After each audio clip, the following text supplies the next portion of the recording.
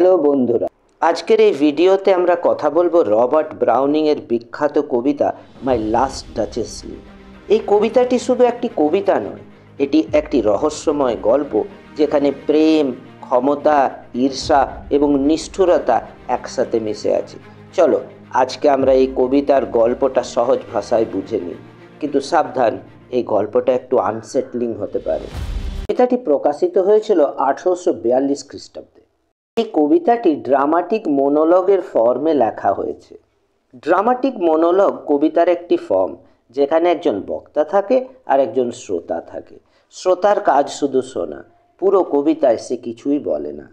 এই কবিতায় বক্তা হলো ফেরারার ডিউক আলফানসো ডি এস্টে দ্বিতীয়, এবং শ্রোতা হলো একজন বার্তাবাহক যে সম্ভবত ডিউকের জন্য কোনো বিখ্যাত ব্যক্তির মেয়ের বিয়ের প্রস্তাব নিয়ে এসেছিল। গল্পটি শুরু হয়েছে ডিউক অফ ফেরারার প্রাসাদে।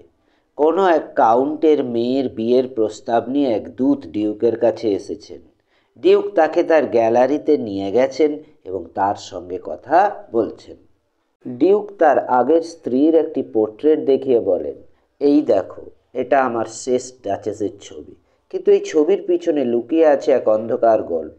ডিউক বলতে থাকেন তার স্ত্রী খুবই সুন্দরী এবং প্রাণবন্ত ছিলেন, কিন্তু সমস্যা হলো তিনি সবসময় হাসতেন, সবাইকে খুশি রাখতেন, এমনকি সাধারণ মানুষ, মালি বা ছোট ছোট উপহার দেওয়া লোকেদের সাথেও তিনি একই রকম আচরণ করতেন। ডিউকের কাছে এই বিষয়টা একদমই পছন্দ হচ্ছিল না। তিনি মনে করতেন তার স্ত্রীর হাসি এবং ভালোবাসা শুধু তার জন্যই সংরক্ষিত থাকা উচিত, কিন্তু ডাচেস তো সবাইকে সমানভাবে ভালোবাসতেন। এতে ডিউকের মনে ঈর্ষা এবং ক্ষোভ জন্মায়। তিনি চাইতেন তার স্ত্রী শুধু তার কথাই শুনুক, শুধু তাকেই ভালোবাসুক। এখানে গল্পটা অন্ধকারে ঢুকে যায়। ডিউক বলতে থাকেন, আমি তাকে বদলানোর চেষ্টা করেছি, কিন্তু সে বদলায়নি। তারপর কি হয়েছিল?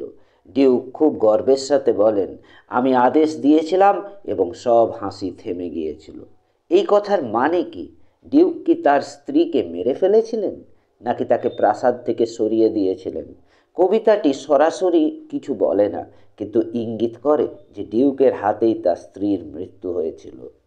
এখন প্রশ্ন হলো, ডিউক কেন এই গল্পটা বলছেন? কারণ তিনি আবার বিয়ে করতে চান এবং তিনি চান না তার নতুন স্ত্রীও একই ভুল করুক। তিনি যেন বলতে চান, আমার কথা মানো, নইলে পরিণতি ভালো হবে না।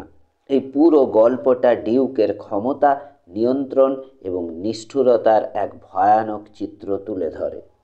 এই কবিতাটা আসলে ভিক্টোরিয়ান যুগের সমাজের এক অন্ধকার দিককে তুলে ধরে, যেখানে নারীদের নিজের ইচ্ছা বা স্বাধীনতা থাকতো না, তাদের শুধু পুরুষের ইচ্ছা মেনে চলতে হতো।